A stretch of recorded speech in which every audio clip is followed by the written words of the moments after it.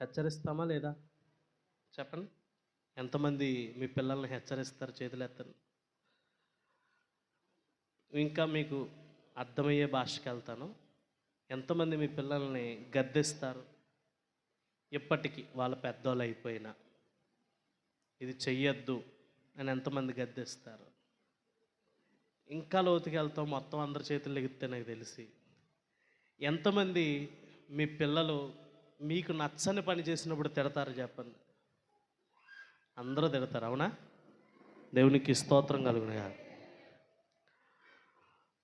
మరి మన పరమ తండ్రి అయినటువంటి దేవుడు కూడా బైబిల్ గ్రంథములో ఆయన హెచ్చరిక రాయబడింది. ఒకానొక పరిస్థితుల్లో ఇశ్రాయేలు ప్రజలకి యోవేలు ప్రవక్త ద్వారా దేవుడు ఆయన హెచ్చరికను జారీ చేశాడు. ఇంకా చెప్పాలంటే వారిని గద్దించాడు. వారిని ఏం చేశాడు? గద్దించాడు. బైబిల్ గ్రంథంలో చాలామంది తల్లిదండ్రులకి చెప్పబడుతున్నటువంటి మాట ఏంటంటే, సామెతల గ్రంథం ద్వారా పిల్లలనంట ఏం చేయాలంట? గద్దించాలి అంట. ఏం చేయాలండి? గద్దించాలి. రెండవది, గద్దింపుకి లోబడే మనస్తత్వము అందరికీ ఉండాలి. గద్దింపుకు లోబడే మనస్తత్వం ఏం చేయాలా? అందరికీ ఉండాలి.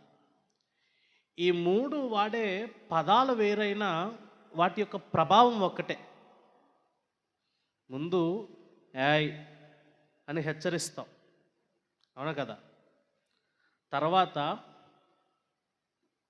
ఇది చెయ్యొద్దు, చేస్తే దీని పరిణామాలు ఇయ్యి అని ఏం చేస్తాం చెప్పండి? గద్దిస్తాం. ఇంకా వినకపోతే తిడతాం. ఏయ్ చెయ్యొద్దని చెప్పానా అని ఏం చేస్తాం? తిడతాం. యోవేలు గ్రంథంలో కూడా దేవుడు ఇంచుమించు ఇదే పని చేస్తూ ఉన్నాడు. యోవేలు గ్రంథంలో కూడా ఏం చేస్తున్నాడు? ఇదే పని చేస్తున్నాడు. ఏంటి ఆ పని అని కాస్త లోతుగా ఆలోచిస్తే, ఒక వాక్యం చదివి మొత్తం ఆ యొక్క 3 అధ్యాయాల్ని కూడా మనం జ్ఞాపకం చేసుకుందాం. బైబిల్ గ్రంథంలో నుంచి యోవేలు గ్రంథము 2వ అధ్యాయము 24వ వచనం నుంచి మనం చదువుదాం. ధాన్యముతో నిండును, కొత్త ద్రాక్షారసమును, కొత్త తైలమును, గానుకలకు పైగా పొర్లుపారును. మీరు కడుపారా తిని తృప్తి పొంది మీ కొరకు వింత కార్యములను జరిగించిన నీ దేవుడని యెహోవా నామమున స్తుతించునట్లు నేను పంపిన మిడతలను, గొంగల పురుగులను, పసర పురుగులను, చీడ పురుగులను అనున్న మహాసైన్యము తినివేసిన సంవత్సరముల పంటను మీకు మరలానిత్తును. నా జనులు ఇకనెన్నటికి సిగ్గునొందరు. దేవునికి స్తోత్రం చెల్లిద్దాం. హల్లెలూయా. విశ్వాసంతో చెప్దాం. నా జనులు ఇక ఎన్నటికీ సిగ్గునొందరు. ఎప్పుడు ఇస్తున్నాడు దేవుడి వాగ్దానం వాళ్ళకి? దీనికి ముందు చాలా గద్దింపు దేవుడు గర్జించాడు, చాలా హెచ్చరించాడు ఇశ్రాయేలు ప్రజల్ని. ప్రియమైన దేవుని బిడ్డలారా, వాళ్ళు దేవుని దగ్గర నుంచి తొలగిపోయినప్పుడు, దేవుని ఎదుట అవివేకం కలిగి ఉన్నప్పుడు, వాళ్ళ బుద్ధి సరిలేనప్పుడు, వాళ్ళ జ్ఞానము సరిలేనప్పుడు దేవుడు వాళ్ళని గద్దించిన తీరేంటో తెలుసా? పురుగులతో ప్రారంభించాడు సమస్య. దేంతో ప్రారంభించాడండి? పురుగులతో ప్రారంభించాడు. కొన్నిసార్లు మనం ఆలోచించుకోం, కానీ మన ఇంట్లో ఉన్న పురుగుల్ని చంపేస్తూ ఉంటాం, అవునా కదా? ఆ పురుగులను మాత్రం ఇక్కడ దేవుడు ఏమన్నాడు తెలుసా? నా మహాసైన్యం అన్నాడు. దేవునికి స్తోత్రం కలుగునుగా. ఆ పురుగుల్ని ఇక్కడ ఎలా ఉపయోగించుకున్నాడు చెప్పండి? మహాసైన్యముగా ఉపయోగించుకున్నాడు. అందరూ కూడా గమనించవలసిన ఒక మాట ఏంటంటే, ఎందుకు వాళ్ళకి శ్రమ, ఎందుకు యోవేలు గ్రంథంలో ఇశ్రాయేలు ప్రజలకు ఇబ్బంది, ఎందుకు వాళ్ళకి ఆ కష్టం వచ్చింది, ఎందుకు దేవుడు పురుగులతోటి, గొంగళ పురుగులతోటి, పసర పురుగులతోటి, ఆయా రకమైనటువంటి పురుగులతోటి వాళ్ళ పంటలు ఎందుకు పాడు చేయాలని చూస్తే ఇశ్రాయేలు ప్రజల యొక్క అవిధేయత. దేవునికి స్తోత్రం కలుగునుగాక. చాలాసార్లు మీ జీవితంలో జరగాల్సినటువంటి కార్యాలు జరగక ఇంకా శోధన అనుభవిస్తున్నాము, కష్టాలు అనుభవిస్తున్నాము, ఇబ్బందులు పడుతున్నాం, ఇరుకున ఉన్నాం, నష్టపోతున్నాం అంటే నువ్వు గమనించుకోవలసిన ఒక విషయం ఏంటో తెలుసా? మన అవిధేయత వలనే దేవుడు ఇంకా మన పనులు పెండింగ్లో పెట్టేశాడు. దేని బట్టండి? మన అవిధేయత వలనే. మన మాట వెనక తీరు మార్చుకోకనే. ప్రియమైన దేవుని బిడ్డలారా, నువ్వు అలా ఉండద్దు, అది నాకు ఇష్టము కాదు అని చెప్పాడు ఒక దేవుడు. అలాగుండడానికే ప్రయత్నం చేస్తున్నావు. చూసావు, దేవుడు బుద్ధి చెప్పటానికి ఏదన్నా చేస్తాడు. దేవునికి స్తోత్రం కలుగునుగా. ఆయన ఔన్నత్యాన్ని ఎవరూ కూడా వివరించలేరంట. ఆయన జ్ఞానము మితిలేనిది, ఆయన కోపము మనుషులు తాలుకోలేనటువంటిది. ఇటువంటి రోషము కలిగినటువంటి దేవుడు చాలా ప్రేమతో ఇశ్రాయేలు ప్రజలను ఏం చేస్తున్నాడంటే చిన్న శ్రమ పెట్టి వాళ్ళకి గద్దిస్తూ ఉన్నాడు. దేవునికి స్తోత్రం కలుగునుగా. చాలాసార్లు దేవుడు నన్ను గద్దించాడన్న వాళ్ళు దేవునికి స్తోత్రం చెప్పండి. గద్దించాడా లేదా? అవునా కదా? మీకు సింపుల్గా చెప్తాను. మా పిల్లలు సర్వసాధారణంగా పుడితే ఏదో టైంలో పిల్లలు నైట్లు ఏడుస్తూ ఉంటారంటారు. దేవుడు కృపను బట్టి మా పిల్లలు అంత ఎక్కువ కాదు, ఏడ్చేవారు చాలా తక్కువ. చాలా అంటే నేను చూసిన కాడికి ఆ లెవెల్లో నేను అనుకుంటాను నా పిల్లలు చాలా బెస్ట్ అనుకుంటా. అటువంటప్పుడు ఎప్పుడన్నా అర్ధరాత్రి పేచీ పెడితే నేను అనుకుంటాను, ప్రవ్వా వంచుతున్నావా, నన్ను ఏం చేస్తున్నావు, వంచుతున్నావా? ఏదొక ద్వారా దేవుడు మనల్ని బుద్ధి చెప్పటానికి ఎవరినైనా ఎప్పుడైనా ఏ పరిస్థితులన్నా వాడుకుంటాడు. గాడిదను వాడుకుని బిలాముకు బుద్ధి చెప్పిన దేవుడు ఇక్కడ ఇశ్రాయేలు ప్రజలకు బుద్ధి చెప్పటానికి అనేక రకములైనటువంటి పురుగులను వాడుకుంటూ ఉన్నాడు. అనేక రకములైన ఏం చేస్తున్నాడు? పురుగులు వాడుకుంటూ ఉన్నాడు. నాకు ఇప్పటికీ బాగా గుర్తు, బ్లెస్సీకి 1 సంవత్సరం నిండి 2-3 నెలలు అవుద్దేమో. నిండినప్పుడు అర్ధరాత్రి కరెక్ట్గా 1 గంటకు పెట్టిందండి పెంట. ఏడవటం. మీకు చెప్పనా ఆశ్చర్యపోతారు ఎందుకు ఎడుతుందో. అప్పుడు కరెక్ట్గా డ్రైన్ వేశారు కొత్తలో, అందులో కప్పలు చూపించమని. ఎప్పుడు? అర్ధరాత్రి 1 గంటకి. 1 గంటకి ఎవరు కప్పలు చూపిస్తారండి? లేచి నిద్ర వస్తుందో రాదు అందరికీ. ఆ పురుగుకి నిద్ర వస్తుందో లేదో నాకు అర్థమయ్యేది కాదు. కప్పలు చూపిస్తే మెదిలేది కాదు, అలాగే చూసేది. దోమలు విపరీతంగా కుట్టేసి బయటికి వెళ్ళడం, రౌండ్ వేసి రావడం బండి మీద. ఆ బండి మీద రౌండ్ వేసినంతసేపు బాగానే ఉంటుంది. గుమ్మం తలుపేసావా మళ్ళీ మొదలు. దేనికి? కప్పలకి. అంటే ఏ పరిస్థితి అయినా చిన్న కష్టము కలిగితే తప్పేమీ లేదు మనల్ని పరీక్షించుకోవటంలో, మనల్ని మనం హెచ్చరించుకోవటంలో, మనల్ని మనం గద్దించుకోవటంలో. అరే నేను ఏదన్నా దేవుని పట్ల తప్పు చేశానా, నేను ఏదన్నా సరైనటువంటి విధానంలో వెళ్ళట్లేదా, నా భక్తులు ఏమన్నా తప్పుందా, నా యొక్క పాటలు ఏమన్నా తప్పుందా, లేదంటే నా దేవుడి పట్ల నా నడవడికలో ఏమన్నా తప్పుందా అని సరిచేసుకునే విధానము మనిషికి చాలా ప్రాముఖ్యం. అందుకే దేవుడు అంటూ ఉన్నాడు, మనుష్యుడు తట్టుకోనంత శ్రమను రానివ్వడంట, వచ్చినను దానికి పరిష్కారము చూపించేవాడను నేనే. దేవునికి స్తోత్రం కలుగునుగా. శ్రమలో తోడై ఉన్నటువంటి దేవుడు ఇక్కడ ఇశ్రాయేలు ప్రజలను కలిగిన శ్రమ ఏంటంటే పురుగులతో ప్రారంభమైంది. శ్రమ దేంతో ప్రారంభమైందండి? ఒకసారి చదువుదామా? చూడండి, యోవేలు గ్రంథము 1వ అధ్యాయము. ప్రియమైన దేవుని బిడ్డలారా, 3వ వచనం నుంచి చదువుదాం. ఈ సంగతి మీ బిడ్డలకు తెలియజేయుడి, వారు తమ బిడ్డలకు, ఆ బిడ్డలు రాబోవు తరమ వారికిని తెలియజేయుదురు. గొంగళ పురుగులు విడిచిన దానిని మిడతలు తినివేసి ఉన్నవి, మిడతలు విడిచిన దానిని పసర పురుగులు తినివేసి ఉన్నవి. పసర పురుగులు విడిచిన దానిని చీడ పురుగులు తినివేసి ఉన్నవి. మత్తులారా మేలుకొండి, కన్నీరు విడువుడి, ద్రాక్షారసము చేయువారులారా రోదన చేయుడి. కొత్త ద్రాక్షారసము నీ నోటికి రాకుండా నాశనమాయను. దేవునికి స్తోత్రం కలుగునుగాక.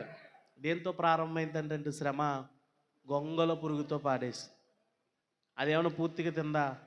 లేదు. పోలే అది వదిలేసిన పంట అన్న ఏమైనా మిగిలిందా? గొంగల పురుగు తినేసిందంట. తర్వాత మళ్ళీ ఎవరు తినేసారంట? మిడతలు తినేసినాయి అంట. మిడతలు తినేసిన తర్వాత ఆ కొంచెం ఏమైనా ఉంచారా? మళ్ళా పసర పురుగులు తినడం మొదలెట్టాయి. పసర పురుగుల తర్వాత మళ్ళీ ఏమయ్యాయి? చీడ పురుగులు తినడం మొదలెట్టాయి. పంటంతా కూడా ఏమైపోతుంది? నాశనమైపోయే పరిస్థితికి వస్తున్నాయి. ఈరోజు చెప్తున్నాను, దేవుడు మనల్ని శ్రమ పెట్టేటప్పుడు చూపిస్తాడు, సూచనిస్తాడు. ఆ చిన్న శ్రమకే నువ్వు లోపడకపోతే, నువ్వు తిరగకపోతే ఆ లెవెల్స్ అనేటువంటివి ఏమవుతాయంటే కఠినాత్మకంగా మారుతూ వస్తాయి. అవి కఠినమవుతూ ఉంటాయి. ఈ కష్టం ఎందుకు వచ్చింది? ఈ ఇబ్బంది ఎందుకు వచ్చింది? ఈ నష్టం ఎందుకు వచ్చింది? ఈ భారం ఎందుకు వచ్చింది? గమనించు, నిన్ను సరి చేయటానికి మాత్రమే. దేవునికి స్తోత్రం కలుగునుగా. హల్లెలూయా, హల్లెలూయా. నిన్ను సరి చేయటానికే, నీ పరిస్థితులు మరింత ఉన్నతముగా దేవుని దృష్టిలో పెట్టడానికే దేవుడు ఏం చేస్తున్నాడంటే నీ పట్ల చిన్ని చిన్ని శ్రమలు అనేటువంటివి పెడుతూ ఉన్నాడు. దేవునికి స్తోత్రం కలుగునుగా. అంత శ్రమ పెట్టున్నాడు, నీకు ఎంత జయమిస్తున్నాడో ఆలోచించండి ఒకసారి. అయ్యో ఇది నేను చెయ్యగలనా? ఇది నేను కొనగలనా? ఇది నేను ఊహించగలనా? ఇది నాకు సాధ్యమా అన్నటువంటి కార్యాలు ఎన్నో దేవుడు నీ ఊహకు మించి చేశాడు. దేవునికి స్తోత్రం చెప్దాం. హల్లెలూయా. 2024లో ఇంకా ఏదైనా నువ్వు సరి చేసుకోలేదేమో, ఇంకా అదే శోభ, అదే శ్రమ, అదే ఇబ్బంది అనుభవిస్తున్నావేమో. గమనించుకోవలసిన విషయం ఏంటో తెలుసా? అది పోవాలంటే దేవునికి విరుద్ధముగా ఉండకూడదు. దేవునికి స్తోత్రం కలుగునుగా. దేవునికి ఎలా ఉండకూడదు అంటండి? విరుద్ధముగా ఉండకూడదు. ఈరోజు దేవుడు గద్దిస్తూ ఉన్నాడు, హెచ్చరిస్తూ ఉన్నాడు, ప్రేమతో చెబుతూ ఉన్నాడు. కొంచెం లోతుకి ఎప్పుడన్నా ఎలా ఆలోచించారా? ఆది కాలములోనే దేవుడు అవ్వ ఆదాములను సృజించాడు. అవునా కదండి? అప్పుడే పాపం వచ్చింది. అవునా? వచ్చిందా రాలేదా? తర్వాత తరం ఏమైనా వచ్చిందా పాపం? చెప్పండి. అప్పుడే వచ్చింది. తను అనుకుంటే సృజించిన వారిని ధ్వంసం చేసి మరొక సృష్టిని సృష్టించలేడు ఆయన? చెప్పండి. అక్కడే అవ్వ ఆదముల్ని అణిచివేసేసి ఇంక లేకుండా చేసేసి మరణానికో లేకపోతే ఏదో ఆహుతి చేసేసి నరకంలో పాడేసి సాతానుగాడు రాకుండానే మళ్ళా యుక్తమైనటువంటి ఆలోచనతో ఆయన చేయలేడా? ఆయన జ్ఞానం మితిలేనిదని రాయబడింది కదా. కారణం ఏంటంటే ఒక్కసారి తన స్వారూప్యమందు చేసుకున్నటువంటి నరుణ్ణి ఆయన ప్రేమించటం మొదలుపెట్టాడు. ఎలా ప్రేమించాడంటే వాడికి బుద్ధి వచ్చన్నా మారాలి, కానీ వాడు నశించటం ఆయనకి ఇష్టము లేదు. దేవునికి స్తోత్రం కలుగునుగా. నువ్వు నశించిపోవటమో, నువ్వు శిక్ష అనుభవించటమో దేవునికి ఇష్టం లేదు, కాబట్టి నువ్వు మారాలి అని ఆశపడుతున్నాడు అంతే. ఆయన నువ్వు మారాలని ఆశపడుతూ ఉన్నాడు. శోధన కాలమందు జయము పొందేటువంటి వారిగా ధైర్యం కలిగి ఉండాలి. ఎదుటి వారి వలె పిరికితనము లేదంటే ఎదుటి వారి వలె భయపడిపోయేటువంటి తత్వము నీలో ఉండటానికి దేవుడు ఇష్టపడట్లేదు. దేవుడు ఏం చేయట్లేదు? ఇష్టపడట్లేదు. యోవేలు గ్రంథంలో వాళ్ళకి ఇచ్చిన శ్రమను బట్టి వాళ్ళు అర్థం చేసుకున్నారు. మీరు చదువుకోండి, 1 అధ్యాయం అంతా. 2 అధ్యాయం వచ్చేసరికి అంటున్నాడు ఏమి చేస్తే మారుతుందో చెప్పాడు 2 అధ్యాయంలో. మీకు సమస్య వచ్చిందయ్యా, ఎక్కడి నుంచి వచ్చింది? పురుగుల దగ్గర నుంచి వచ్చింది. ఎక్కడి నుంచి వచ్చింది? పురుగుల దగ్గర నుంచి వచ్చింది. మీలో ఎవరికన్నా పురుగులంటే పెద్ద ఇబ్బంది కాదేమో. మా సూర్యబాబు గారిని అడగండి, చెప్తారు. పాపం తేనెటీగలు వాళ్ళకి ఎంత ఇబ్బందో. సాయంత్రం అయితే వాళ్ళకి చల్లగాల్లోకి వద్దామంటే చాలు ఏమత్తారు, ఇంకా తలుపులు వేసేసుకోవడమే. దేవునికి స్తోత్రం కలుగునుగా. ఈ మధ్యకాలంలో మా ఇంటి దాకా వచ్చేస్తున్నాయి. మధ్యకాలంలో ఏమవుతున్నాయి? మా ఇంటి దాకా వచ్చారు. చాలా చోట్ల పురుగు పట్టిన వెంటనే ఏం చేస్తారు చెప్పండి? మందు కొడతారు, అవునా కదా? ఎందుకని? ఆ పురుగు మిగతా పంటను కూడా ఏం చేస్తుంది? నాశనము చేస్తుందేమో. మరి ఒక రైతు తన పంట పట్ల, తన వ్యవసాయం పట్ల చిన్న పురుగు పడితేనే మిగతా పంటనంతా కాపాడుకుంటున్నాడు కదా. నీ జీవితంలో నువ్వు చేసిన అవిధేయత వల్ల కలిగినటువంటి చిన్న పొరపాటు వెంటనే నువ్వు సరి చేసుకోకపోతే నీ జీవితం అంతా కూడా పాడైపోతుంది కదా. ఎప్పుడైనా గమనించామా అలాగా? ఎప్పుడన్నా ఆలోచించామా? చిన్నదే కదా, పర్లేదులే, ఏంటి చిన్నదే కదా. చిన్నది ముదిరిపోయి పెద్దదవుతుంది. దేవునికి స్తోత్రం కలుగునుగా. చిన్నది ముదిరిపోయి ఏమవుద్ది? పెద్దదవుతుంది. చాలామంది చూడండి, చిన్న చిన్న బలహీనతలు దేవుడు చెప్పుకుంటారా? చెప్పుకోరు. అది పెద్దదైపోయిన తర్వాత చిన్న బలహీనత అనుకున్నానండి బాబు, ఇప్పుడు ఏమైపోయింది? అది ప్రాణం మీదకి వచ్చేసింది. ఇప్పుడు ఏమైపోయింది? ఆ చిన్న బలహీనత ఎందుకు వచ్చిందో గ్రహించవా నువ్వు? దేవుణ్ణి అడగాల్సింది. మనం ఏమని ప్రార్థన చేస్తామంటే, ఉదాహరణ చెప్తాను, నీకు తలనొప్పి వచ్చింది అనుకోండి, మహా అయితే ఏమని, ప్రభా నా తలనొప్పిని తీసేనాయన. ఎప్పుడైనా అడిగావా, ప్రభా ఇదేంటి ఇంత మంచి ఆరోగ్యంగా ఉన్న నాకు తలనొప్పి రావడం ఏంటి? నేనేం తప్పిదం చేశాను? నేనేమి నీ ఎదుట విరుద్ధంగా బ్రతికాను? లేదా నాకు ఏమి నేర్పించబోతున్నావు ఈ యొక్క అనారోగ్యం ద్వారా?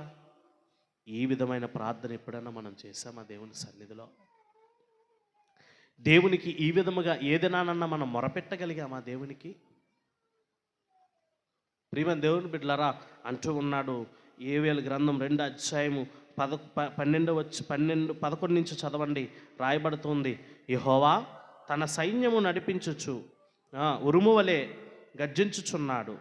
ఆయన దండు బహు గొప్పదైనది, ఆయన ఆజ్ఞ నెరవేర్చినది బలము గలది.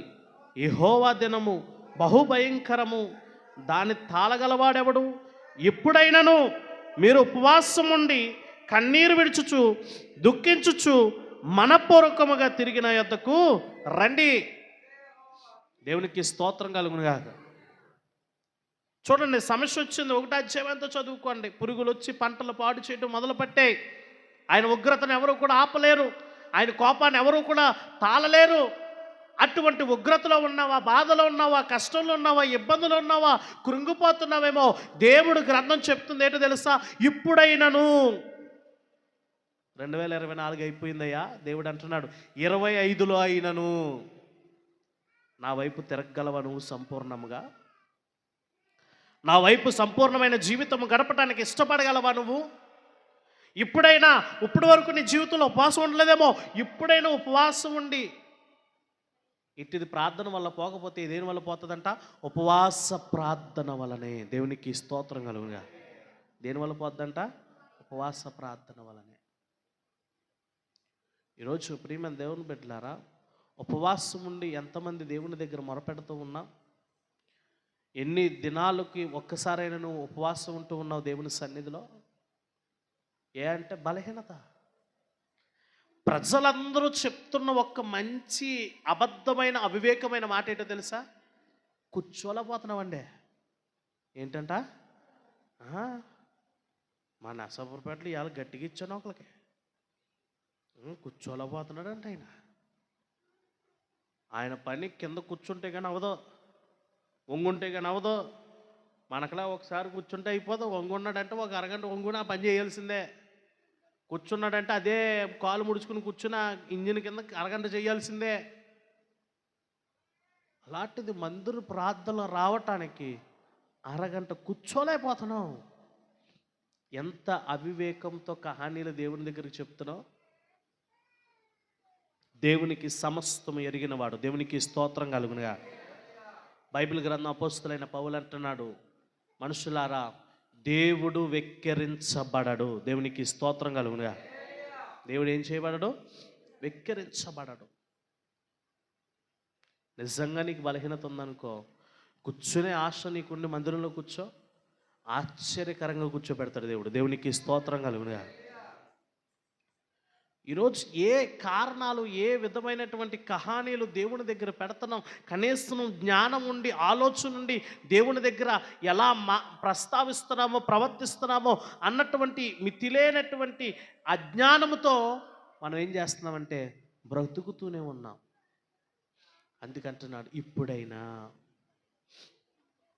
మీ అవివేకాన్ని ఆప్ చేసేయండి, మీ అవిధేయతను ఆప్ చేసేయండి, మీ యొక్క విచ్చలవిడితనాన్ని ఆప్ చేయండి. మీరు దేవునికి భయపడి లేరు కదా, ఆ బుద్ధిని పక్కన పెట్టండి.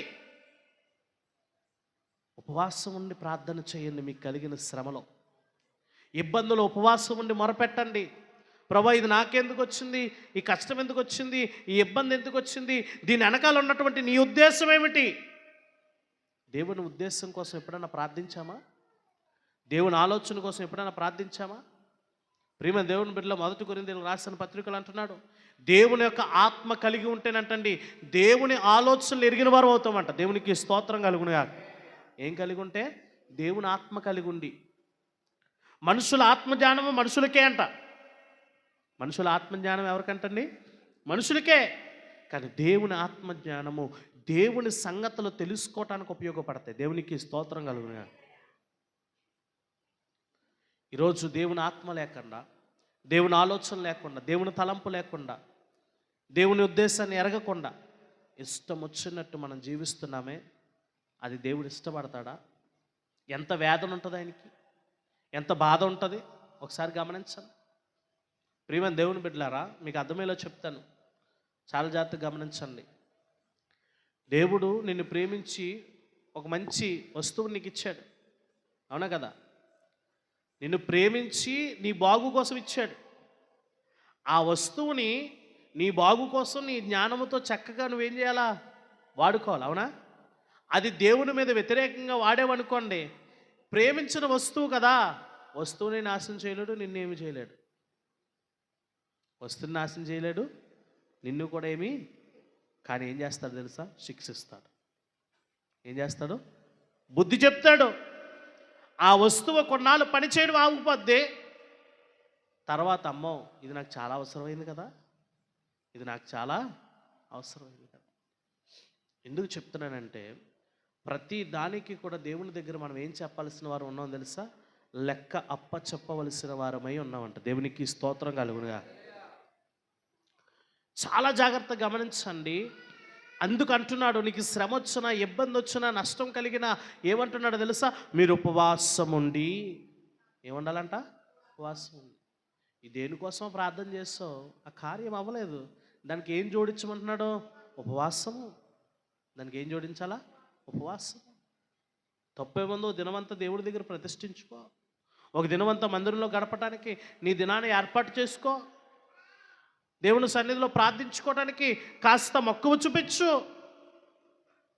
ఖాళీగా ఉన్న సమయంలో 1 గంట అయినా సరే మందిరానికి వెళ్ళి ప్రార్థన చేసేటువంటి భాగ్యము కోసం ఎదురు చూడు.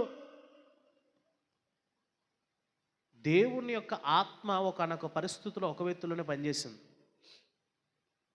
వాడి వల్ల వాళ్ళ అన్నగారు కూడా రక్షించబడ్డారు.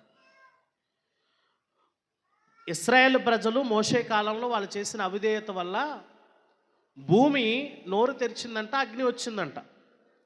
అగ్నితో అందరూ కాల్చబడుతూ ఉంటే అందులో ఒకడికి మాత్రమే దేవుడు ఆత్మ పనిచేసింది. ఈ అగ్ని ఎక్కడి నుంచోనో మనల్ని దహించేస్తుంది, కానీ ఒక్క బలిపీఠాన్ని మాత్రం ఏం చేయదు, ఈ అగ్ని కాల్చదని చెప్పి అన్నగారిని తీసుకుని ఎక్కడికి వెళ్ళాడు? బలిపీఠము దగ్గరికి వెళ్ళి అక్కడ పాట పాడుతున్నాడు. ఏమంటున్నా తెలుసా? నీ బలిపీఠము దగ్గర నాకేముంది, పిచ్చుకులకు ఏముందంట? నివాస స్థలములు కలిగి ఉన్నవి. దేవునికి స్తోత్రం కలుగునుగా. దేవుని ఆత్మ కలిగిన వాడికి జ్ఞానం అలా పనిచేస్తుంది. దేవుని యొక్క ఆత్మజ్ఞానం లేనివాడు చాలామంది ఆ సమయంలో ఏమైపోయారు తెలుసా? అదే అగ్నికి ఆహుతి అయిపోయారు. కోరాహు కుమారుడు, చిన్న కుమారుడు ఒక్కడికి ఆ జ్ఞానము, ఆ ఆత్మ ఉంది కాబట్టే కోరాహు కుమారులు తర్వాత తరం ఇంచుమించు 200 మందినంట దేవుడు ఎలా దీవించాడంటే మందిరములో గొప్ప కీర్తనకారులుగా ఉంచాడు. దేవునికి స్తోత్రం కలుగునుగా. హల్లెలూయా, హల్లెలూయా. కోరాహు మురుకుడే అవ్వచ్చు, కోరాహు మురుకుడే అవ్వచ్చు, తన తరము దేవుని స్తుతించే విధముగా ఉంది. కారణం ఏంటో తెలుసా? కోరాహు నడిచిన బాటలో వారు ఏం చేయలేదు, నడవలేదు. వారు దేవునికి అనుకూలంగా నడిచాడు, దేవుని స్తుతించేవారుగా నడుచుకున్నారు, దేవుణ్ణి ఆరాధించేవారుగా నడుచుకున్నారు, దేవునికి భజన చేసేవారుగా నడుచుకున్నారు. ఇంకా మనకు అర్థమయ్యేలా చెప్పుకోవాలంటే వాళ్ళు రాసిన కీర్తనలు ఎన్నో కీర్తన గ్రంథంలో రాయబడ్డాయి. ఈరోజు మనము ఎంతవరకు దేవునికి అనుకూలంగా నడుచుకుంటూ ఉన్నాం? అవిధేయతకు ఉంటే దేవుడు ఏం చేస్తున్నాడు తెలుసా? హెచ్చరిస్తూ ఉన్నాడు, గర్దిస్తూ ఉన్నాడు. నీ ఇంటిలో ఓ పూటక నిజంగా ఏదీ లేదా, దేవుడు హెచ్చరిస్తూ ఉన్నాడు. నువ్వు మార్చుకోవాల్సిన పరిస్థితులు ఇంకెన్నో ఉన్నాయి, మార్చుకో. ప్రియమైన దేవుని బిడ్డల, ఈ పూటకి నీకు ధనం లేదా, దేవుడు హెచ్చరిస్తూ ఉన్నాడు. నువ్వు సరి చేసుకోవలసిన పరిస్థితులు ఎన్నో ఉన్నాయి. నీకు సరైన ఆరోగ్యం లేదా, దేవుడు ఇంకా హెచ్చరిస్తున్నాడు. ఇంకా దేవుళ్ళు ఎదగటానికి ఏదో ఒక పరిస్థితిని మార్చుకోవడానికి దేవుడు నీకు అనారోగ్యాన్ని పెట్టాడు. దేవునికి స్తోత్రం కలుగును. ఈరోజు మనం ఏం చేస్తున్నామంటే, ప్రభా దీన్ని తీసే, దీన్ని పక్కకు పెట్టే, మనం జమీందారులాగా, మనం హీరోస్ లాగా, మనం వచ్చేసరికి ఏముండకూడదు, అబ్బే కష్టాలు ఏముండకూడదు, ఆ శ్రమలన్నీ ఏమైపోవాలా, అటు ఇటు తొలగిపోవాలి. మనకి ఇంకా సుదీర్ఘమైన, ఇంక యేసుప్రభుని నమ్ముకున్నాను కదా, చాలా చక్కటి మార్గం ఉండాలి. ఏముండాలా? చక్కటి మార్గం ఉండాలి. ప్రియమైన దేవుని బిడ్డలారా, నీ ముందుంచబడినటువంటి పందెము సులువైంది కాదు. దాన్ని ఎలాగ నువ్వు జయించాలంటే విశ్వాసము ద్వారా, ఉపవాస ప్రార్థన ద్వారానే నువ్వు జయించగలవు. దేవునికి స్తోత్రం కలుగునుగా. ఇట్టిదంటండి, ఉపవాస ప్రార్థన ద్వారానే ఏమవుతుంది, తొలగిపోతుంది. దేవునికి స్తోత్రం. యోవేలు గ్రంథంలో అంటున్నాడు, ఇది యెహోవా వాక్కు అంటూ చెప్తూ ఉన్నాడు. ఉపవాసం ఉండి ఆయన వైపు తిరిగి ప్రార్థన చేస్తే దేవుడిచ్చిన గద్దింపుకి మళ్ళా దేవుడే ఎలా సమాధానం చెప్తున్నాడు తెలుసా? 13వ వచనం ఉంటుంది చూడండి, 2వ అధ్యాయము 13వ వచనంలో, నీ దేవుడైన యెహోవా కరుణావాత్సల్యము గలవాడును శాంతమూర్తియు అత్యంత కృప కలిగిన వాడయుండి తాను చేయనుద్దేశించిన కీడును చెయ్యక పశ్చాత్తాపపడును గనుక మీ వస్త్రములు కాక మీ హృదయములను చింపుకొని ఆయన తట్టు తిరుగుడి. దేవునికి స్తోత్రం చెప్దామండి. హల్లెలూయా అంటున్నాడు. ఉపవాసం ఉండి ప్రార్థన చేస్తేనంటండి 4 విషయాలు రాయబడ్డాయండి. మొదటిది ఏంటంటే, ఆయన ఎవరంట? కరుణావాత్సల్యము కలిగిన వాడు. మొదటిది ఎవరంటండి ఆయన? రెండవది ఏమంటున్నాడు? శాంతమూర్తియు, కృప చూపెట్లో అత్యంత కృప చూపించేవాడు, కీడు చెయ్యక ఏం చేస్తాడంట ఆయన? ఆయన అయ్యో అనవసరంగా వీళ్ళు శిక్షించానే, అనవసరంగా వీళ్ళు నేను ఇబ్బంది పెడుతున్నానే, వీళ్ళు ఇప్పుడు మారిపోయారే, ఉపవాసం ఉండి నన్ను వేడుకుంటున్నారే, అబ్బెబ్బే వీళ్ళకి చేయను ఉద్దేశించిన కీడు నేను ఏం చేయకూడదు, ఇంకా చెయ్యకూడదు. కారణం ఏంటో తెలుసా? ఆయన కృప చూపించేవాడు. పౌలు అనలేదండి దేవుడి దగ్గర, ప్రభు ఏంటినైనా నాకు ఈ ముళ్ళు, పౌలు నా కృప నీకు చాలు. దేవునికి స్తోత్రం కలుగును. ఈరోజు అంత కృప పొందుకుంటున్నామో మనం దేవుని దగ్గర నుంచి. ప్రతిదినము కూడా ఆయన కృప వాత్సల్యమే, ప్రతిదినము కూడా ఆయన కృపే. ప్రయాణం చేస్తున్న కృప, తింటున్న కృప, పడుకుంటున్న కృప, ఏది చేస్తున్నా కానీ ఆయన కృపే. ప్రియమైన దేవుని బిడ్డలారా, నేను అడిగినా మా స్నేహితుడు వాళ్ళ ఆ పాప ఏమైందంటే, బాత్రూంలో జస్ట్ వెళ్తూ మ్యాట్ జారి పడిపోతే హ్యాండ్ ఇక్కడ ఫింగర్ ఫ్రాక్చర్ అయింది, ఇక్కడ చిటికినేలు చిన్నది క్రాక్ ఇచ్చి. జస్ట్ అది పెద్ద ప్రమాదం ఏం కాదు, అయినా కానీ ఏమైపోయింది, స్వల్ప గాయము. ఆ పాపకి అది ఎక్కువే, మనకు ఎక్కువ కాకపోవచ్చు, ఆ పెయిన్ అదంతా ఎక్కువే. అది అంటున్నాడు, దేవుడు ఎంత కృప చూపించాడు రా బాబు. పక్కనేనంట ట్యాప్ ఉందంట, ట్యాప్ హెడ్కి తగిలిన గమ్మున ఏదైనా పెద్ద ప్రమాదమే, దేవుడు చిన్నదాటి. ఇటువంటి కృప ఎంతోనండి మన జీవితాల్లో.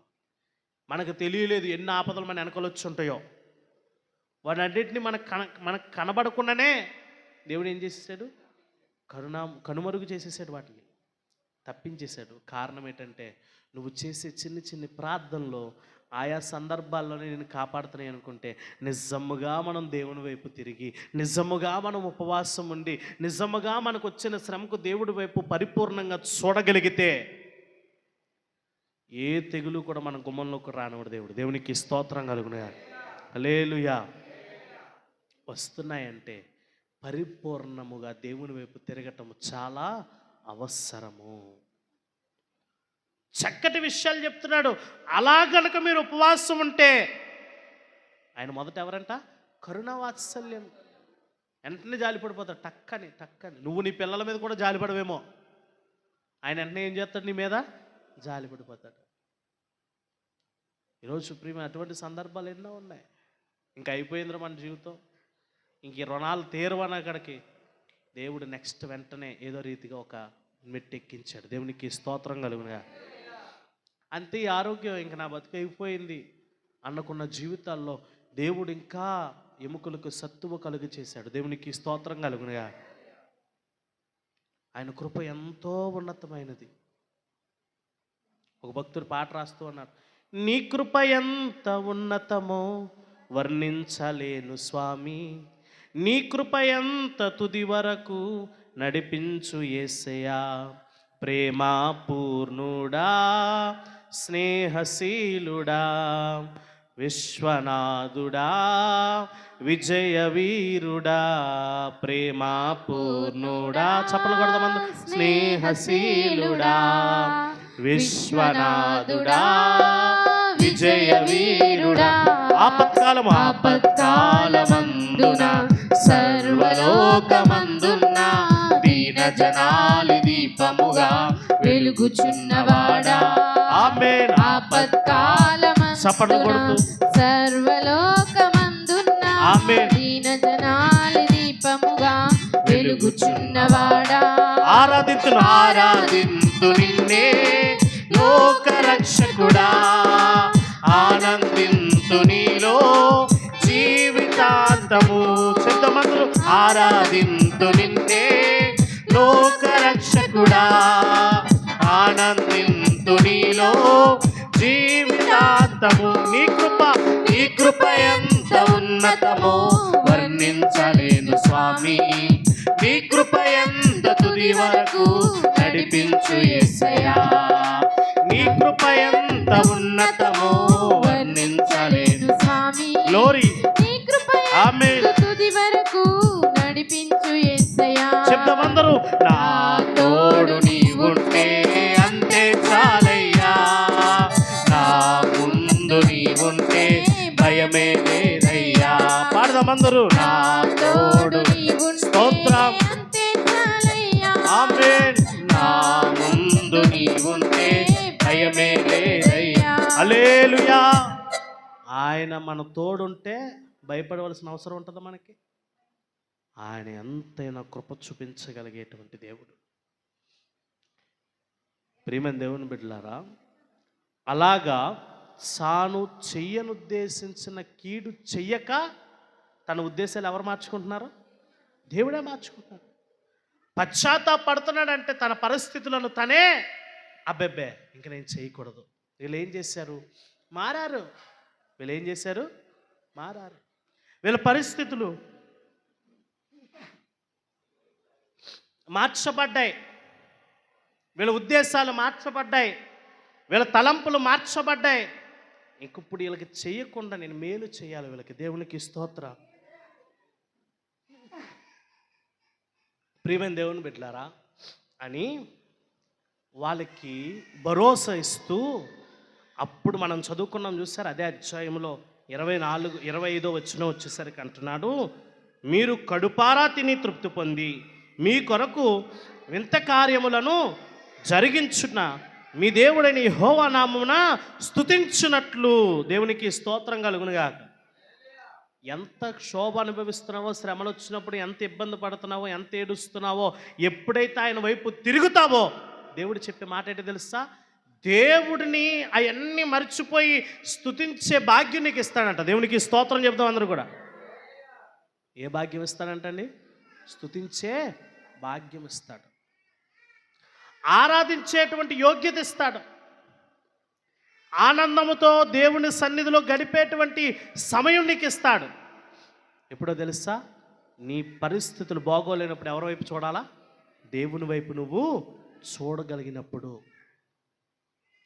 దేవుని వైపు తిరిగినప్పుడు స్తుతించే భాగ్యం ఇవ్వటం కాకుండా అంటూ ఉన్నాడు, నేను పంపిన మిడతలను, గొంగళ పురుగులను, పసర పురుగులను, చీడ పురుగులను అను నా మహాసైన్యము తినివేసిన సంవత్సరముల పంటను మీకు మరలా. దేవునికి స్తోత్రం చెప్దామండి. నువ్వు శోధన అనుభవించినప్పుడు, శ్రమ అనుభవించినప్పుడు, నీ జీవితంలో నువ్వు ఏదైతే కోల్పోయావో దేవుడు అంటున్న మాట ఏంటో తెలుసా? అదే రెట్టింపుగా దేవుడు నీకు ఇస్తానంటున్నాడు. దేవునికి స్తోత్రం కలుగునుగా. అదే ఎలా ఇస్తాడంటే మళ్ళీ నీకు రెట్టింపుగా. మీలో ఎవరైనా అనారోగ్యంతో బాధపడుతూ ఉన్నారేమో, ఆ శ్రమకు కారణంగా ఉపవాసం ఉండి దేవుని దగ్గర మొరపెట్టండి, దానికి రెట్టింపు ఆరోగ్యం దేవునికి ఇస్తాడు. దేవునికి స్తోత్రం చెల్లిద్దాం. ఏ ఇబ్బంది అయినా కానీ, ఏ అవమానమైనా కానీ, ఏ నష్టమైనా కానీ నువ్వు భరిస్తున్నావేమో, దేవుని వైపు తిరిగిన దినాన దానికి రెట్టింపే దేవుడు నీకు అనుగ్రహిస్తాడు. దేవునికి స్తోత్రం.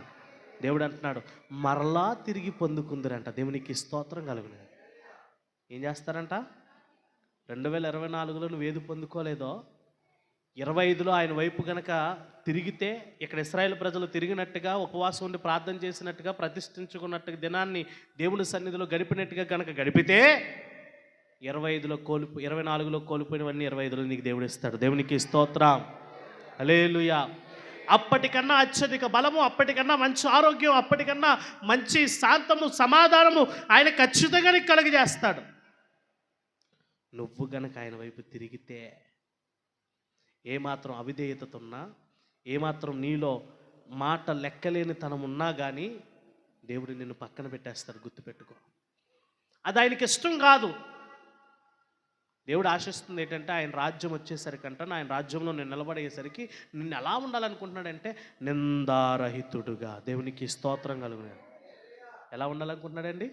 నిందారహితుడుగా. దానికోసం ఈ భూలోకంలో ఎంత కష్టపడతావో, శ్రమ పడతావో, ఇబ్బంది పడతావో, కష్టపడతావో, అవమాన పడతావో, ప్రతిదీ కూడా దేవుని నామాన్ని గణపరచు. దేవునికి స్తోత్రం కలుగునాడు. నష్టం కలిగిన ఏం చేయాలంట? దేవుని నామాన్ని గణపరచు, మహిమపరచు. దానికి ప్రతిఫలము పరలోక రాజ్యంలో నువ్వు చూడగలుగుతావు. దేవునికి స్తోత్రం కలుగునా అని అంటూ ఉన్నాడు. ఏమంటున్నాడో తెలుసా? నా ప్రజలు ఇక ఎన్నటికీ సిగ్గునందరు. దేవునికి స్తోత్రం కలుగునా అంటూ 26వ వచనం కూడా చదువుదాం. నా జడుల ఇక నేను ఎన్నటికీ సిగ్గునందరు. అప్పుడు ఇశ్రాయేలు మధ్యన ఉన్నవాడును నేనే అనియు, నేనే మీ దేవుడని యెహోవాననియు, నేను తప్ప వేరే దేవుడు ఒకడు లేడనియు మీరు తెలుసుకొందరు.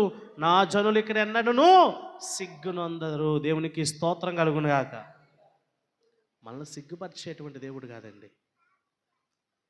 అయినా సిగ్గుపడుతున్నాం అంటే ఏంటో తెలుసా? మన ప్రవర్తన కొంచెం మార్చుకోవాలంతే. మన ప్రవర్తన ఏం చేయాలా? కొంచెం తప్పే ఉంది అందులో. ఇంట్లో ఒక వస్తువు సరి లేకపోతేనే మనం వెంటనే సరి చేసుకుంటాం. ఎందుకని? ఎవరన్నా వచ్చినప్పుడు ఫ్యాన్ తిరగదేమో, అవునా కదా? సిగ్గుపడాలని. ఆఫ్టర్ ఒక ఫ్యాన్ విషయం అంతా అలా ఆలోచిస్తున్నాం. దేవుడు నిన్ను ఆయన సజీవ రెక్కల కింద కాచి భద్రపరుస్తూ, ఆయన యొక్క శ్వాసనే నీలో ఊదుతూ, ఆయన స్వరూపమందు నిన్ను చేసుకుంటూ, నువ్వు చేసిన ప్రతి అక్రమాలకి, ప్రతి అవిధేయతకి కూడా కలువరి శిలువలో నీ కోసం ఆయనే ప్రాణం పెట్టాడు కదా. ఆయన కోసం నీ బుద్ధిని మార్చుకోలేవా? మన ఉద్దేశాల, తలంపులు దేవునికి వ్యతిరేకంగా ఉంటే మార్చుకోలేమా? మన అలవాట్లు దేవునికి వ్యతిరేకంగా ఉంటే సరి చేసుకోలేమా? సరి చేసుకుంటే దేవుడు చెప్పేటువంటి మాట ఏంటో తెలుసా? సిగ్గుపడలేనటువంటి జీవితం దేవునికి ఇస్తాడు. దేవునికి స్తోత్రం కలుగునా. ఏ జీవితం ఇస్తాడండి? సిగ్గుపడలేనటువంటి జీవితం. ప్రియమైన దేవుని బిడ్డలారా, ఈరోజు మన అందరూ కూడా గమనించాలి, గ్రహించుకోవాలి. యోవేలు గ్రంథంలో దేవుడు చాలా గొప్ప గద్దింపును వాళ్ళకి ఇచ్చాడు. వాళ్ళు ఏం చేశారు తెలుసా? మారారు. దేవునికి స్తోత్రం కలుగునాయి. వాళ్ళు ఏం చేశారండి? మారారు. వాళ్ళ పరిస్థితిని వాళ్ళే మార్చుకున్నారు. ఈరోజు చాలా వరకు దేవుడు మంచి జ్ఞానాన్ని ఇచ్చి నీ జీవితాన్ని నువ్వు మార్చుకునే విధంగా నీ చేతుల్లోనే పెట్టాడు. మనం ఏం చేయట్లేదంటే, కొన్ని ఈ లోక భోగాలకి, సుఖాలకి అలవాటుపడి మనం దేవుని వైపు సరైన విధంగా తిరగట్లేదు. దేవునికి స్తోత్రం కలుగునారు. మొన్న ఇక్కడ కూటమవుతూ ఆ సేవకుడు మాట్లాడుతూ ఉన్నాడు. ఏమంటున్నాడంటే, మోషే అన్ని భోగాలు అనుభవించిన అవన్నీ దూరం చేయడానికి కారణం ఏంటంటే, దేవుడి దగ్గరికి మోషేని చేయటానికి. దేవునికి స్తోత్రం కలుగుగా. మళ్ళా మోషేని దేవునికి దగ్గరగా చేయాలనుకుంటున్నాడు. నిజమే, కొన్నిసార్లు ఎన్నో మనం లగ్జరీ జీవితం అనుభవించవచ్చు, కొన్నిసార్లు లేదంటే గుర్తుపెట్టుకో, దేవుడి దగ్గరికి వెళ్ళు. అవన్నీ తర్వాత దేవుడు చెప్పేటువంటిది. దేవునికి స్తోత్రం కలుగునుగా. మార్చుకుంటే ప్రతిదీ కూడా దేవునికి దృష్టిలో యథార్థముగా అనిపిస్తుంది. దేవునికి స్తోత్రం కలుగునుగా. మార్పు కలిగి లేవా, ఇబ్బందికరంగానే ఉంటుంది, నష్టముగానే ఉంటుంది, భారముగానే ఉంటుంది. ఈరోజు ప్రియమైన దేవుని బిడ్డలారా, యోవేలు గ్రంథంలో ఇశ్రాయేలు ప్రజలు మార్చుకున్నారండి. వాళ్ళ గద్దింపును అంగీకరించారు, ఆ హెచ్చరికను అంగీకరించారు. దేవుడు తిట్టును అయ్యబాబు ఇక మీదట ఎప్పుడు కూడా దేవుని ఉగ్రత మా మీద ఉండకూడదని ఉపవాసం ఉండి ప్రార్థన చేసి సిగ్గుపడలేనటువంటి జీవితం వాళ్ళకి ఇచ్చాడు. దేవునికి స్తోత్రం కలుగునుగా. హల్లెలూయా, హల్లెలూయా. ప్రియమైన దేవుడు ఎంతలా ఇచ్చాడంటే, ఏ పంట అయితే పోయిందో ఆ పంట తిరిగి ఇచ్చేశాడు, ఏ ద్రాక్షారసం అయితే లేదో ఆ ద్రాక్షారసం ఇచ్చేశాడు, ఏ యోగ భోగాలు వాళ్ళు కోల్పోయారో అవన్నీ కూడా దేవుడు ఏం చేశాడంటే తిరిగి వారికి ఇచ్చేశాడు. దేవునికి స్తోత్రం కలుగునుగా. ఈరోజు బైబిల్ గ్రంథం చెప్తుంది, మనం అనుభవించే ప్రతి ఈవియు కూడా పరసంబంధమైన దేవుడి దగ్గర నుంచే మనకేం చేయబడిందంట, అనుగ్రహించబడింది. ఏ వస్తువైనా, వాహనమైన, ఇల్లైనా, ఏదైనా, నీ ఆరోగ్యమైన, నీ బిడ్డలైనా, ఎవరైనా సరే దేవుడు అనుగ్రహిస్తేనే నీకు కలిగిన. దేవునికి స్తోత్రం కలుగునుగా. అందుని బట్టి నిత్యము నువ్వు ఏం చేయాలంటే దేవుణ్ణి స్తుతించే వారిగానే ఉండాలి. అందుని బట్టి నిత్యము దేవుని ఏం చేయాలా, స్తుతించే. ఒకప్పుడు మన పరిస్థితి అది కాదు, ఈ దినాన దేవుడు అట్టి యోగ్యత మనకిచ్చాడు. దేవునికి స్తోత్రం కలుగునుగా. దేవుడిని హెచ్చిస్తాడు తెలుసా? ఎందుకు హెచ్చిస్తాడంటే, కీర్తనకారుడు అంటున్నాడు, అతను నా నామాన్ని ఎరిగి ఉన్నాడు కనుక నేను అతను ఏం చేస్తాను, గణపరిచి గొప్ప చేతును. నువ్వు ఎప్పుడైతే ఆయన నామాన్ని ఎరిగి ఉన్నావో, ఆయన స్తుతిస్తున్నావో, ఆయన గణపరుస్తున్నావో, దేవుడు నిన్నెందుకు గణపరచుకున్నా ఉంచుతాడు. నీకు ఇది లేదు అన్న ఆలోచన వచ్చేసరికి దేవుడు నీకు సిద్ధపరుస్తాడు. దేవునికి స్తోత్రం కలుగునుగా. ఇది లేదు అనేసరికి దేవుడు ఏం చేస్తాడు చెప్పండి, నీ కొరకు సిద్ధపరుస్తాడు. ఆయన నీ కొరకు దాచి ఉంచిన మేలు ఎంతో గొప్పది. దేవునికి స్తోత్రం కలుగునుగా. మన కొరకు దాచి ఉంచిన మేలు ఏంటంటండి, ఎంతో గొప్పది. అబ్బాయి ఇది చాలని అనుకుంటావేమో, దేవుడు అక్కడ కాదు. అబ్బాయి ఇది నీకు ఎక్కడ సరిపోద్ది నువ్వు అనుకుంటున్నావా? దేవునికి స్తోత్రం కలుగునుగా. నువ్వు అనుకుంటున్నావు ఇది సరిపోద్దని, ఇది సరిపోదా? సరిపోద్ది అనుకో, ఇది సరిపోదు నీకు. ప్రియమైన దేవుని బిడ్డలారా, నాకు తెలిసిన ఒక సాక్ష్యం చెప్పి నేను ముగిస్తాను. మస్కపల్లిలో మీ అందరికీ తెలుసు, చికెన్ కొట్టోళ్ళు ఉంటారు. వాళ్ళది పాక గతంలో ఎప్పుడో, మీరు కూడా అలా మనవరది ఫస్ట్ పుట్టినరోజుకో మనవరాలు ఫస్ట్ పుట్టినరోజుకో కూడం పెట్టుకుంటే మళ్ళీ అందరూ కాకెత్తే మీరు అందరూ కూడా ఆటో కట్టించుకుని వెళ్ళారు. ఎన్నో సంవత్సరాలు అనుకున్నారండి వాళ్ళు, చిన్న ఇల్లు ఉంటే బాగుండు. ఏంటి, చాలా చిన్న స్థలం వాళ్ళది, 3 సెంట్ల స్థలం అంతే. అందులో ఇల్లు కట్టుకుంటే చాలు అనుకున్నాడు అంతే ఆ కుర్రాడు. చెల్లెళ్ళు పెళ్ళిళ్ళు చేయడం, వాళ్ళకి పురుళ్ళు లేయడం, వాళ్ళకి ఉన్న ఆదాయం సరిపోక, రాబడి ఎంత ఉన్నా కానీ ఇంకా అప్పటికి ఇంకా దేవుని నమ్ముకోలేదు. కానీ ఆ కుర్రోడు ఎప్పుడైతే దేవుని పట్ల విశ్వాసం ఉంచి దేవుని నమ్ముకోవటం మొదలుపెట్టాడు, ఆయన ఈరోజు ఆయన కట్టుకుందాం అని ఇల్లు కన్నా 2 అంతలు ఇల్లు కట్టాడు. దేవునికి స్తోత్రం కలుగునుగా. హల్లెలూయా. ఈరోజు ఆయన పెడుతున్న ఒక్కొక్క గుడికి ఎలా ఉంటుందో తెలుసా, వాళ్ళ కుటుంబం అంతా అక్కడ ఉంటుంది. ఆ ఇల్లు సరిపోదేమనిపిస్తుంది. ఇంత పెద్ద ఇల్లు ఎందుకు అని వాళ్ళు అనుకుని ఉంటారు, కానీ దేవుడు ఎందుకు ఇవ్వాలో తెలుసు దేవుడికి. దేవునికి స్తోత్రం కలుగునుగా. 3 సెంట్ల స్థలం కాస్త ఇంచుమించు 6-7 సెంట్ల స్థలం కొనుక్కుని కట్టుకున్నాడు. దేవునికి స్తోత్రం కలుగునుగా. ఎందుకు చెప్తున్నామంటే, వాళ్ళు అనుకున్నది చిన్నిల్లే, కానీ వారి పట్ల దేవుడు కట్టించింది వాళ్ళకి అది అవసరం. చిన్నిల్లే కట్టుకుందాం అనుకున్నారు 2 గదులు. వాళ్ళు కట్టుకున్న ఇప్పుడు 2 గదులే, కానీ చాలా పెద్ద పెద్దవి కట్టుకున్నారు. వాళ్ళ మామూలు జనాభా, వాళ్ళ నాన్నగారు, వాళ్ళ అమ్మగారు, ఆయన, వాళ్ళ భార్య, వాళ్ళకి ఇచ్చిన 2 పిల్లలు. అక్కడికి ఎంతమంది అయిపోయారు? 6. 2 చెల్లెళ్ళు వస్తారు, 2 బావలు వస్తారు, వాళ్ళిద్దరికి మళ్ళీ 3 పిల్లలు. ఎంతమంది అయ్యారు అక్కడికి? 10-15 మంది అయిపోయారు. ఆ ఇల్లు ఎక్కడ సరిపోద్ది, చిన్న ఇల్లు. దేవునికి స్తోత్రం కలుగునుగా. ఆవిడనేది బేబీ గారు అని, చిన్న ఇల్లు అండి, చిన్న ఇల్లు కట్టుకుంటే చాలే గారు ప్రార్థన చేయండి అని. దేవుడు వాళ్ళ ఊహకు మించి ఇచ్చాడు. దేవునికి స్తోత్రం కలుగునుగా. ఈరోజు చెప్తున్నాను ప్రియమైన దేవుని బిడ్డలారా, ఆయన నామాన్ని కనుక ఎరిగితే దేవుడు ఆ కుటుంబం అంతట్లో వాళ్ళ సాక్ష్యం చెప్తా అన్నారు, దేవుడు మమ్మల్ని ఎంతలా కనపరుస్తారని మాకు కూడా తెలియదండి అన్నారు. దేవునికి స్తోత్రం కలుగునుగా. అంతలా కనపరిచాడు దేవుడు వారిని. ఎందుకంటే ఆయన వైపు తిరిగి ఉంటే హృదయపూర్వకంగా ఆయన వైపు తిరగగలిగితే ఆయన కృప ఎంతో ఉన్నతమైంది, ఆయన కృప ఎంతో గొప్పది, ఆయన కృప ఎంతో విస్తారమైనది. దాచబడిన దాన్ని నీకోసమే సిద్ధపరిచాడు దేవుడు. దేవునికి స్తోత్రం. కానీ ఒక్కసారి నువ్వు ఆయన వైపు చూడట్లేదు, అదే మనం చేసే తప్పు. ఆయన గద్దింపుకు లోబడట్లేదు. ఇక్కడ వీళ్ళు లోబడ్డారండి. ఏవేల గ్రంథంలో ఇశ్రాయేలు ప్రజలు ఏం చేశారు? వాళ్ళు అందుకే వాళ్ళకి చెయ్యనుద్దేశించిన కీడు చెయ్యక అని ఉంటుంది అదే గ్రంథంలో. వాళ్ళకి చెయ్యనుద్దేశించిన కీడును దేవుడు ఏం చేయలేదంట, చేయలేదు. అబ్బే ఎందుకు చేస్తాడండి, నా కొడుకు నా మాట అన్నాడు ఇంకో కొడతనా, దేవుడు అంతే. కానీ నువ్వు వినట్లేదు కాబట్టి దేవుడు మళ్ళా హెచ్చరిస్తూ ఉన్నాడు. నీకు చెయ్యను ఉద్దేశించిన కీడు దేవుడు చేయకుండా ఉండాలంటే ఆయన వైపు తిరిగి ఏం చేయాలి? నువ్వు ప్రార్థన, ఉపవాస ప్రార్థన చేయాలి. దేవునికి స్తోత్రం కలుగును. అట్టి కృప దేవుడు మనకిచ్చునుగాక. లేచి నిలబడదాం, అందరూ కూడా లేచి నిలబడదాం. దేవుని సన్నిధిలో ఒకసారి అడుగుదాం, ప్రభువా ఇంకా నీ కృప నేను పొందుకోవట్లేదేమో,